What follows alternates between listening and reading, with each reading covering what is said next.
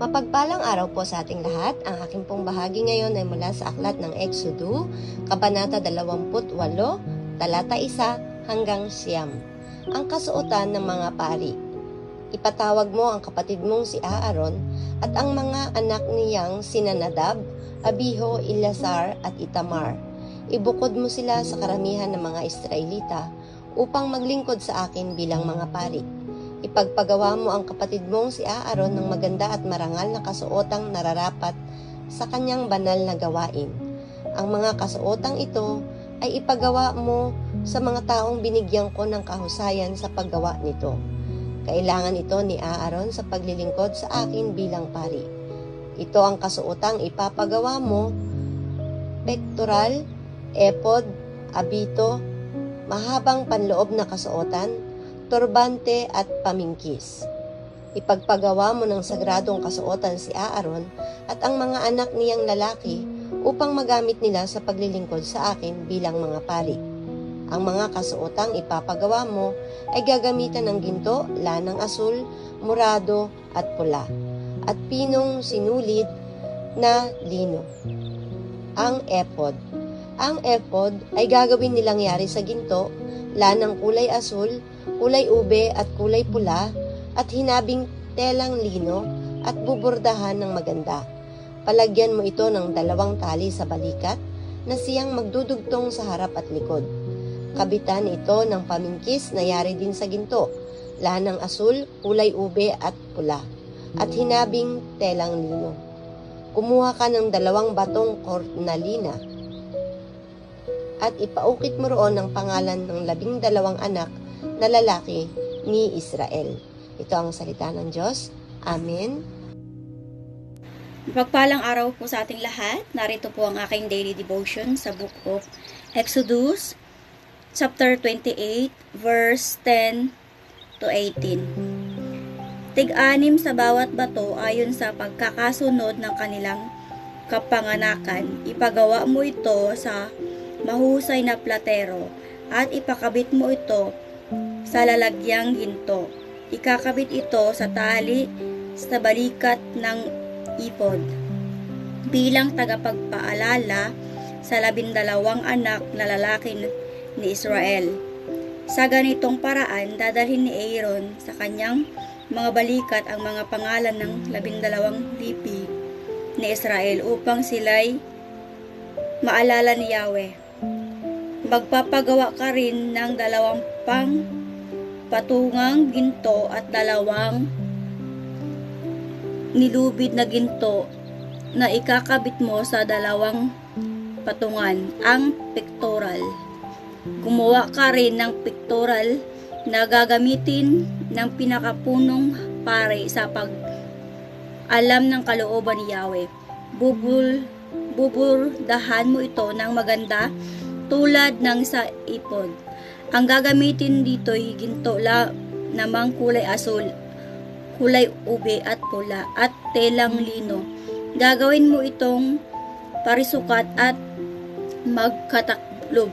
0.2 metro ang haba at ganoon din ang lapad. Lagyan ito ng 4 na hilera ng mga mamahaling bato. Sa unang hilera at ay ruby, tupas at karbungko. Sa ikalawang hilera naman ay esmeralda, sapero at brilyante. Amen po. Isang mapagpalang araw pong muli sa ating lahat. Muli ko pong ibabahagi sa inyo ang pang-araw-araw kong gawain mula sa salita ng Diyos. Sinasabi po dito sa ika-28 kabanata ng Exodo, versikulo 11 hanggang 27. Ang pectoral.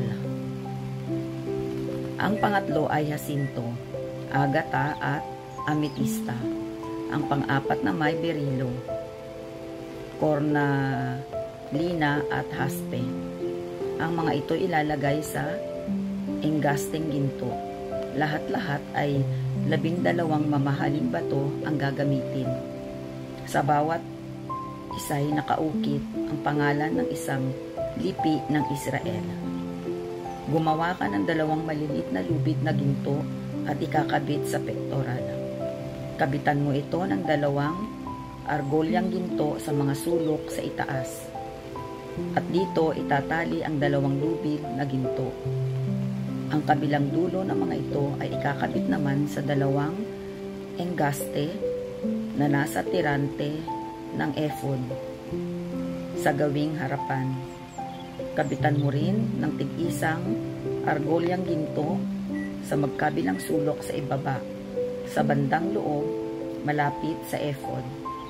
Gumawa ka ng 2 pang argolyang ginto, ikabit mo ito sa tirante ng ephod, sa harapan, sa tabi ng dugtungan, sa gawing itaas ng pamidkis. Ito po ang mga salita ng Diyos. Salamat po sa Diyos. Amen. Ang aklat ng Exodus, Kabanata 28, versikulo 28 hanggang 35. Ang argolya ng pektoral at ang argolya ng ephod ay pagkakabitin ng lubid na asul para huwag magkahiwalay. Kaya pagpasok ni Aaron sa dakong banal na suot ang pektoral, dala niya sa tapat ng kanyang puso ang pangalan ng mga lipi ng Israel upang sila'y maalaala ni Yahweh. Ilalagay naman sa pektoral ang Urim at Tumim upang ito'y nasa tapat din ng puso ni Aaron pagharap niya kay Yahweh. Tuwing siya haharap kay Yahweh, dala niya sa tapat ng kanyang puso ang kagamitan sa pag-alam ng kalooban para sa Israel. Gumawa rin kayo ng damit na ilalagay sa ilalim ng ephod. Ito yari sa isang tela na kulay asul, lalagyan ito ng butas sa suotan ng ulo at lalagyan ng tupi ang paligid ng butas tulad ng karaniwang baro upang hindi matastas. Gagawa ka ng palawit na parang bunga ng punong granada na yari sa lanang kulay asul, kulay ube at kulay pula, at ikakabit mo sa laylayan. Pagkatapos lagyan mo ng kampanilyang ginto ang pagitan ng mga palawit. Ang magiging ayos nito ay isang hanay na magkasalit na kampanilya at palawit sa buong laylayan. Ito isusuot ni Aaron tuwing gaganap ng tungkulin bilang pari upang marinig ang tunog ng kampanilya tuwing siya'y papasok at lalabas sa dakong banal ni Yahweh. Sa gayon, hindi siya mamamatay. Ito ang salita ng Diyos. Amen. Our devotion for today is from the book of Exodus, chapter 28, verse 36 to 43. At gagawa ka ng isang laminang taganas na ginto, at dooy isusulat mo ukit na ayon sa ukit ng isang panatak, banal sa Panginoon. At iyong ilalagay sa isang listong bughaw at malalagay sa ibabaw ng mitra, sa ibabaw ng harapan ng mitra malalagay.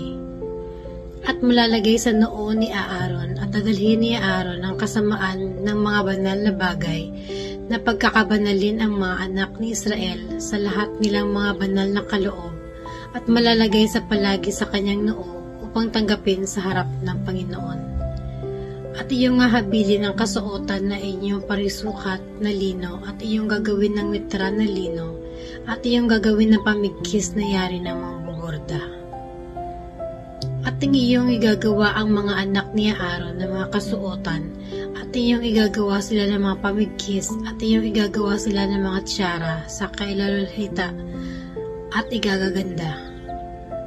At iyong isusuot kay Aaron iyong kapatid at sa kanyang mga anak na kasama niya at iyong papahiran ng langis sila at iyong itatalaga sila at iyong ipagbabanalin sila upang sila'y makapangasiwa sa akin sa katungkulang saserdote. At iyong igagawa sila ng mga salawal na lino upang takpan ang laman ng kanilang kahubaran mula sa mga balakang hanggang sa mga hita aabot. At isusuot ni Aaron at ng kanyang mga anak pagkat sila'y pumapasok sa tabernakulo ng kapisanan o pagka sila'y lumalapit sa dambana upang mga siwa sa dakong banal upang sila'y huwag magdala ng kasamaan at huwag mamatay, magiging sa palatuntunang walang hanggan sa kanya at sa kanyang binhi pagkamatay niya. This is the word of God. Amen.